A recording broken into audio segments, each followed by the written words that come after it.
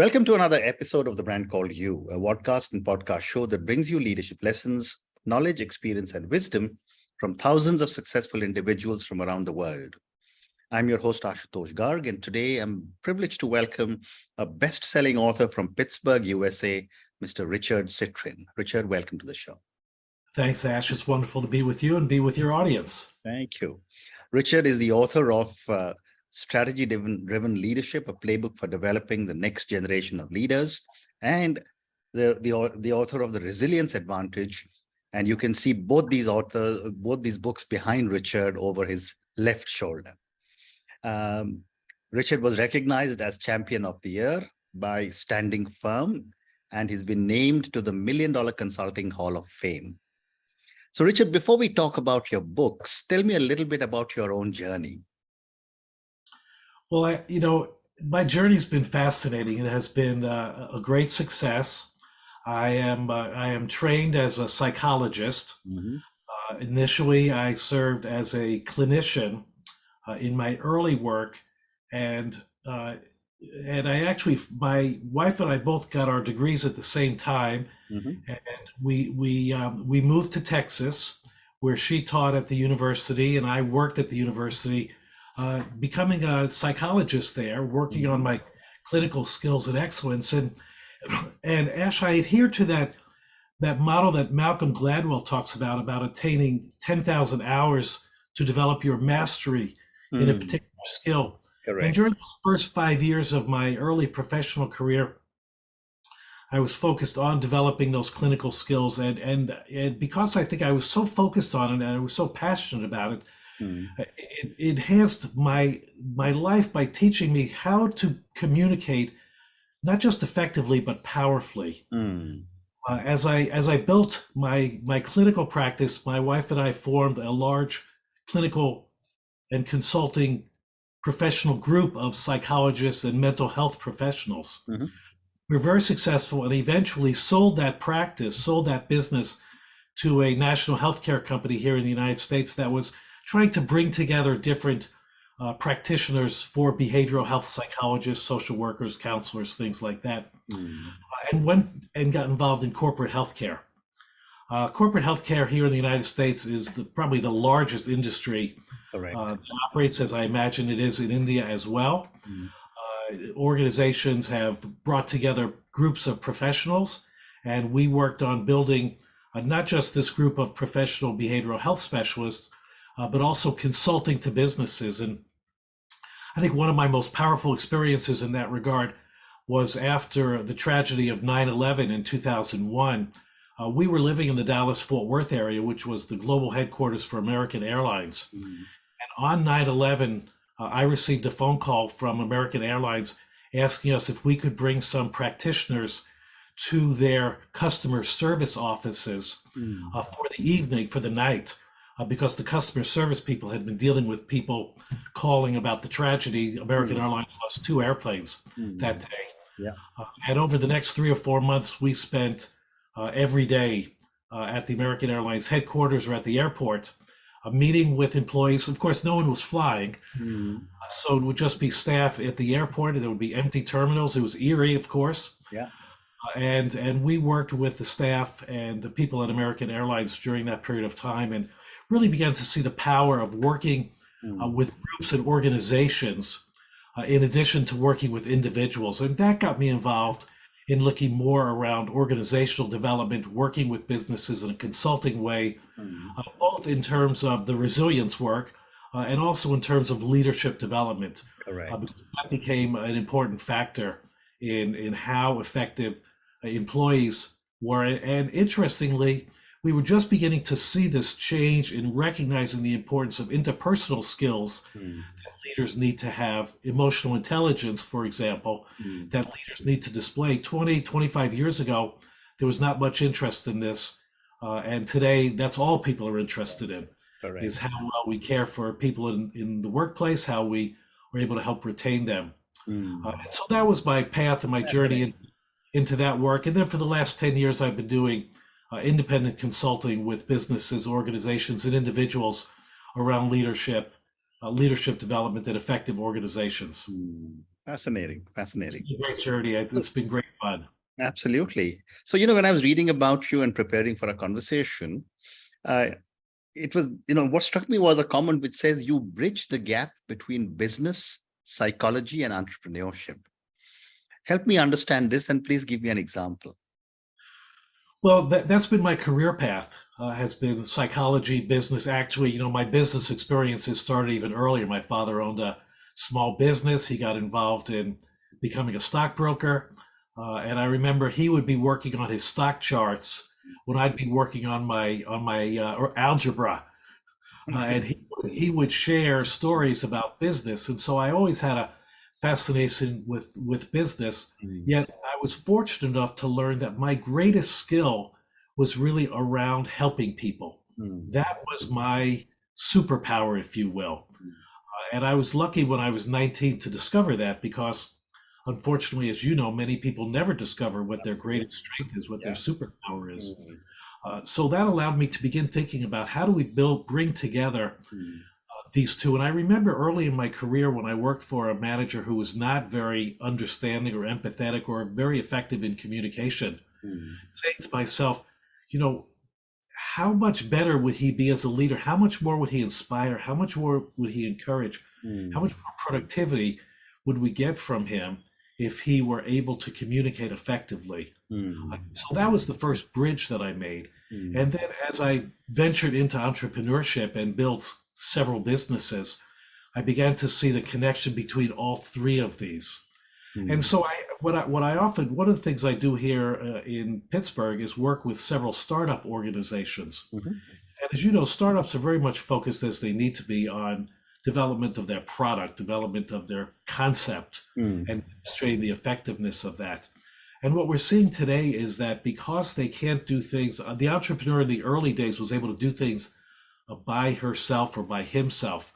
Today, that's not possible. You've got to bring other people in. You've got to be creating that mm, culture, that workplace environment that mm. brings all of those factors together. So I think that has been my experience, and so I've been able to work with a number of different companies in regard to helping bring those three together, really thinking about them as three Mm. core concepts for leaders to be working on and thinking about. Fascinating. So let's talk about your book now. And for my viewers and listeners, I'm just going to repeat the title: Strategy Driven Leadership, a playbook for developing the next generation of leaders. So I'm going to ask all our viewers and listeners to go and check out Mr. Richard Citrin's book on Amazon. I will go and check it out myself. Please. So, so Richard, you emphasize the importance of strategy-driven leadership. What does that term mean to you? And why do you think it is so critical for effective leadership? Well, I want to mention that I co-wrote the book with Michael Couch, who's Okay. been a colleague for 10 years. Mhm. And Michael has a long background in human resources and organizational and leadership development. Mhm. And Michael and I have been working together. It's a fascinating partnership that we've had for 10 years. We work independently. And I think we're a very good model of how people can come together to create something. Collaborate. Yep. Out of the work that we've been doing, we came to write Strategy Driven Leadership. And Mhm. I think the element of it that I think is so important, Ash, is that you can turn to any leadership book, and I know you and I have talked about this, that there are hundreds, if not thousands, of leadership books that are published every year. And they will tell you things like, this is the most important aspect of leadership to have. You have to be a good financial manager to be a great leader. You have to understand the finances, or you have to be very acute around lean technology and understand how to be efficient, or you have to be a good listener and you have to encourage your employees. All of these things that people say are important for leadership, which are, I Mhm. wouldn't dispute those. And these often change year to year. Mhm. We've come out of the pandemic now. There's new skills that leaders are supposed to have. All of those are important. Our basic premise is that the key skills that a leader must demonstrate Mhm. are based on what the current strategy is for the business. Mhm. And the simple example I like to use is that whatever your business strategy was in January of 2020, Mhm. on March 24th in India, when the country was locked down, you needed to develop a new business approach to Completely. leadership. The Absolutely. strategy of the business changed dramatically, Mm, and therefore the leadership skills. So if the leadership goal in 2020 in your business was to grow by 10% by increasing sales and mm, increasing face-to-face visits with customers mm, by 20%, if you didn't have a new plan by April 1st for mm, addressing that, your business was going to have a lot of trouble because your employees couldn't go and visit, your mm, salespeople couldn't go and visit their customers mm, all of 2020. mm, And that is the key essence of strategy driven leadership is that, well, that's one part. I guess the second part I would say is that leaders are made and not born. mm. So there are sets of skills that are associated with the strategy requirement that an organization must have, and those skills can be taught to leaders. Well said. Great response. Thank you. So, you were also mentioning that you do a lot of work with startups. My question is, what are some of the challenges you see young leaders facing? And how can organizations and mentors help support their growth? I think part of me is a big believer in the generational differences that are talked about.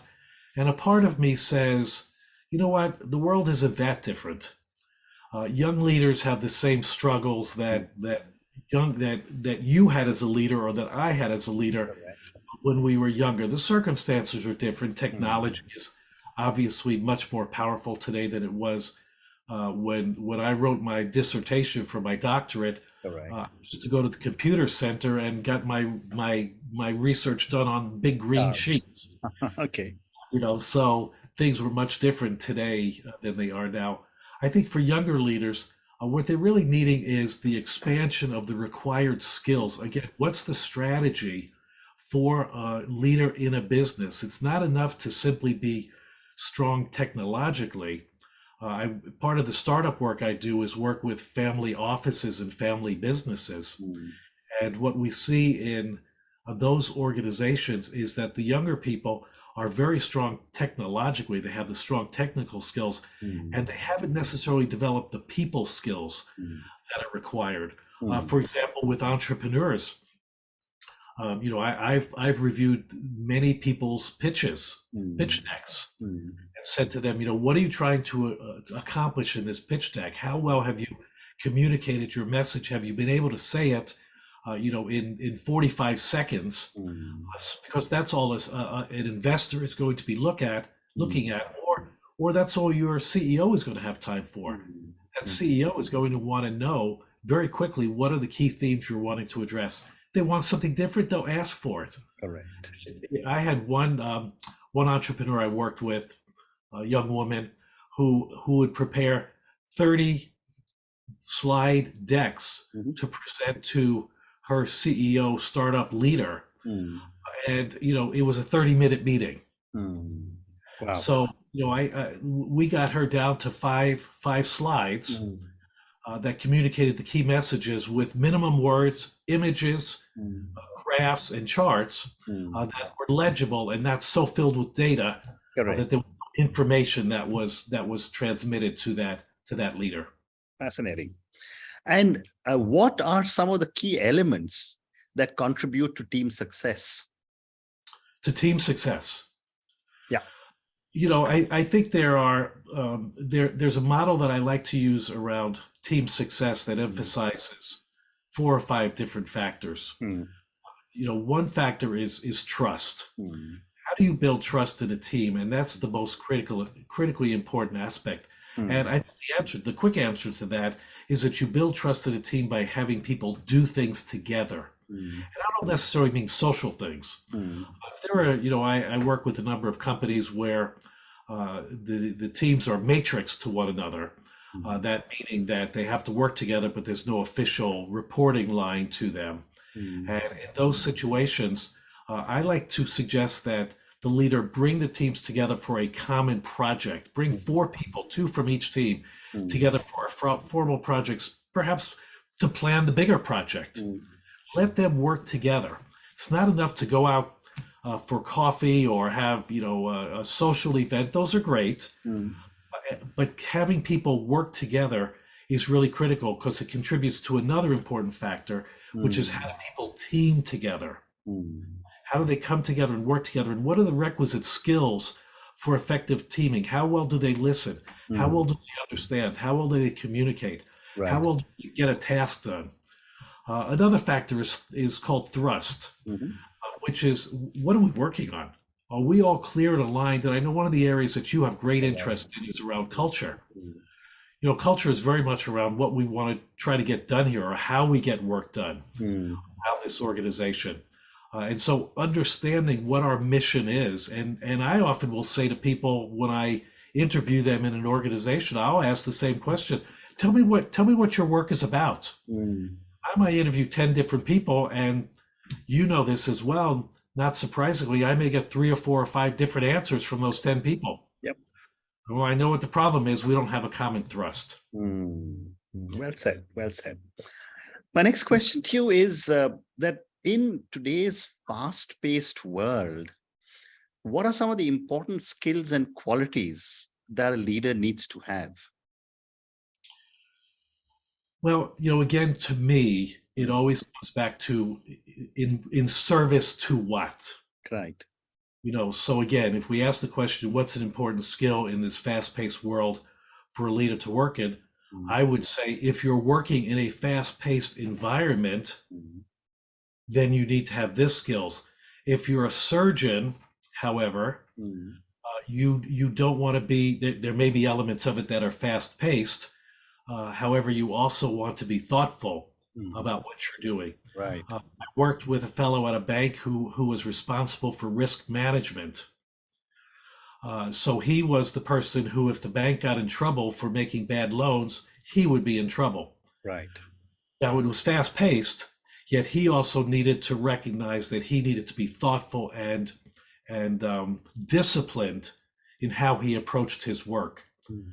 And I think that would be probably, you know, if I were to answer the question of what do we need in a fast-paced world, I think what we probably need in a fast-paced world is to slow down a little bit. Correct. Just to make sure that we're breathing, that we're observing our environment, that we're looking at the big picture, and don't get so narrow focused in our viewpoint that we're not able to see the broader view of what's going on in the world. And that skill, sometimes we think of it as strategic thinking. Sometimes we think of it as global perspective. Yeah. Sometimes we think of it as understanding technology. It comes back to the idea of strategy-driven leadership, that what are the skills that are required. You know, it's not about rapid decision making; it's about effective decision making. So, what are the components of effective decision making? And certainly, urgency has its place. My concern is, you know, you offer a wonderful program for your viewers where you condense these programs into 1 minute key pieces of information which are vital. Yet I also hope it gets people to look at the longer presentation. Excuse me. So they see the bigger picture. I think that's an important lesson for everyone. To see. It's not for us to get carried away by the fast pace and seeming urgency of what's going on in the world. A second is still a second. Absolutely. And what do you see as some of the biggest opportunities for leaders who embrace a strategy-driven approach to leadership? Well, I think there's 2 elements of it that I think are most important. One is, and this happened to me in my own career, Ash. When I went, after I worked for the company that acquired my business, I was recruited to a much larger institution. I went from a company with 1,500 employees to a company with 50,000 employees.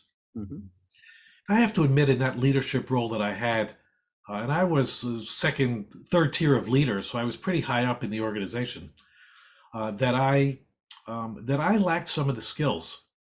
And when I went to my boss, and she was president of this entity within this organization, she told me, you should already have those skills. But I didn't. And her telling me that I should have them didn't really help me. And what I had to discover is what were the skills. And for me, the skill that was lacking was influencing. I was not as strong, even though I said I was a great communicator.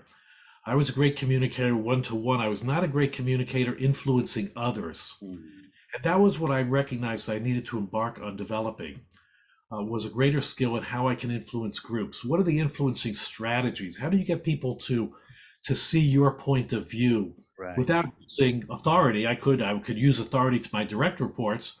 I couldn't use authority to my peers or my managers. I had to develop other strategies. So I think first and foremost, for the strategy-driven leader, recognizing that we don't have all the skills. There are some things we do magnificently, some skills we do okay, some skills we don't do that great in. How can we improve all of those skills? And that really is by looking at what the particular skill sets might be, whether it's collaboration or managing conflict or influencing or decision making or planning. There are 40 different skills that I work with that can be identified and developed for people. I think the other important area, which I know is very important to you, is around developing younger leaders. Correct. And I think this is vitally important. I think younger leaders get too quickly caught up in the, I want to be a strategy leader. I want to think strategically. I want to be responsible for building everything, as opposed to thinking about how do you develop people? How are you a good operator? Are you efficient at actually making things happen? How good are you at influencing? And what kind of learner are you? Are you committed to lifelong learning? I know I've listened to your podcast. I know lifelong learning is vitally important to you. And to your last day on this earth, I know you'll be learning something. Absolutely. I have that same attitude. And so how do we convey that to leaders that they shouldn't expect to know everything? Correct. One of your podcasts is about what we learned from failure. Yeah. Gee, failure's been probably my greatest teacher. Absolutely. In fact, my last book was on failure. But I've got time for two more questions, Richard. And my next question is that, when I was reading again about you, you speak about exploiting the inevitable. Yes. Help me understand how one can exploit the inevitable, and if possible, give me an example. Well, this comes from my work in resilience. And part of my work in resilience, and we can talk about this perhaps another time, is the notion that we often can predict or see when we're going to be facing stressful or difficult kinds of situations. I think the example I would use about this, and this comes from one of the areas of the nonprofit sector that I worked in here in Pittsburgh and across the United States, and I hope you have them. I'm sure you have them in India as well. We have community food banks that provide food for people who are who don't have easy access to food. And when the pandemic started, and I'll bring up the pandemic again, the food bank people, they would send food to food pantries, and people would come and pick up the food. On that Sunday, and here in the United States, I think it was a Thursday that we shut down. On that Sunday, the CEO of our local food bank called together leaders in her team at the office because they weren't sure, they couldn't do it yet.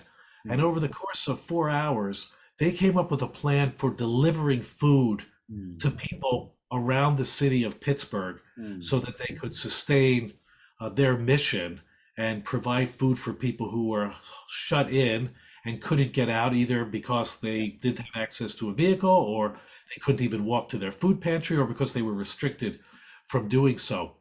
I've worked with the food bank, so I was very proud of them for doing this. And when I talked to the CEO, her name escapes me at this moment, Lisa Sales. Lisa told me that she talked to her team about how we had to change our model that day, and how they came together recognizing what would be happening over the next several days, weeks, and months, even if the country wasn't locked down for as long as it was, and begin to planning how they would change their model.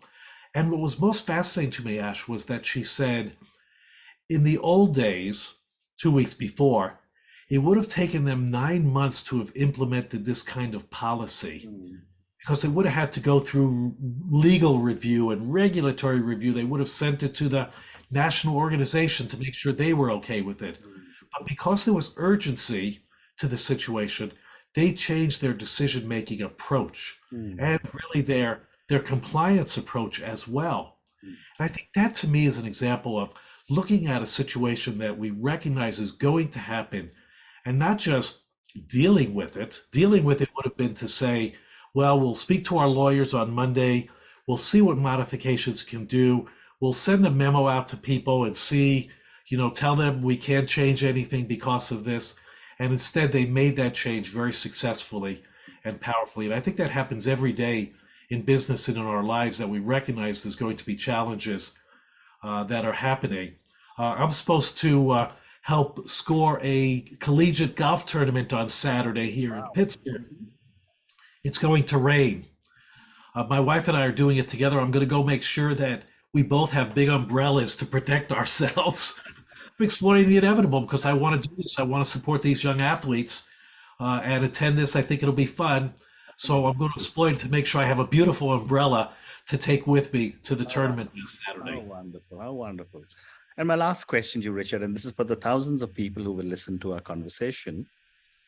Based on your amazing journey across so many different organizations and all the work that you've been doing, what would you say are 3 lessons you would want our viewers and listeners to take away on leadership or strategy-driven leadership from your journey and from our conversation? Well, thank you for asking me that question, Ash. It's a great question, and it's one that I think about a lot. Mm-hmm. I think the first most important thing is discover where your superpowers are. Yeah. Recognize and own what it is that you do well and what it is that you don't do well. Yeah. So that if there's a skill you don't have, you can find somebody who can help you accomplish that task, because there are other people who do things better than you do. I think the second element relates to that one as a leader, which is you can't do it on your own. And we refer to it as the white horse syndrome. Yeah. The belief that somehow you're a knight in shining armor who comes in and rescues the damsel in distress, and you do that on your own. Nobody does things on their own. Yeah. You want building the skill of collaboration. Building the skill of collaboration and communication, learning how to deal with conflict. All of those elements are critically important to recognize, and building the skills of collaboration and working with others is vitally important. And I think the third skill that I would say is primary to me relates to being able to see the bigger picture. When we watch the news in the evening, or we turn on our favorite news feed, or we're watching a TikTok video or an Instagram video or whatever it is, the focus is often on what's wrong, what's not working. And that's how you get attention. That's how the media gets clicks. Correct. That's how many people get clicks. I mean, that's what the disinformation is about and everything else. And so, we want to see the bigger field, see the bigger perspective. Don't just be focused on what's happening in your company. Look at what your competitors are doing. It may create some jealousy for you. It may create some confidence for you. Connect with people in your industry. Get to know what other people are thinking. Become that thought leader by becoming a knowledge expert in what you're doing, and recognizing that the world is bigger than what's going on in your city, town, or even country. Today, it's so amazing to me how young people, they spend their junior year in high school in Portugal for 6 months. I spent my junior year at home. Yep. I was in high school. So the opportunities to develop that global perspective are so important. And I think seeing that bigger picture is one of the things I think is going to make a tremendous difference in how magnificent the world is over the next 30 years. Absolutely. Well said. And on that note, Richard, and your 3 amazing lessons, discover where your superpowers are. I loved your white horse syndrome, which really says you can't do everything on your own. Right. And the third one, which is such a powerful one, look at the bigger picture. Thank you so much for speaking to me about your journey. Thank you for talking to me about your book. strategy-driven leadership. Thank you also for speaking to me about so many different aspects of leadership. We will schedule another conversation to discuss your other book on resilience, because resilience is a topic that I would love to talk about. It's something that I would love to understand more from you. Thank you for speaking to me, and good luck to you. Thank you so much, Ash. A pleasure to be with you today. Thank you for listening to the Brand Called You videocast and podcast, a platform that brings you knowledge, experience, and wisdom of hundreds of successful individuals from around the world. Do visit our website www.tbcy.in to watch and listen to the stories of many more individuals. You can also follow us on YouTube, Facebook, Instagram, and Twitter. Just search for the Brand Called You.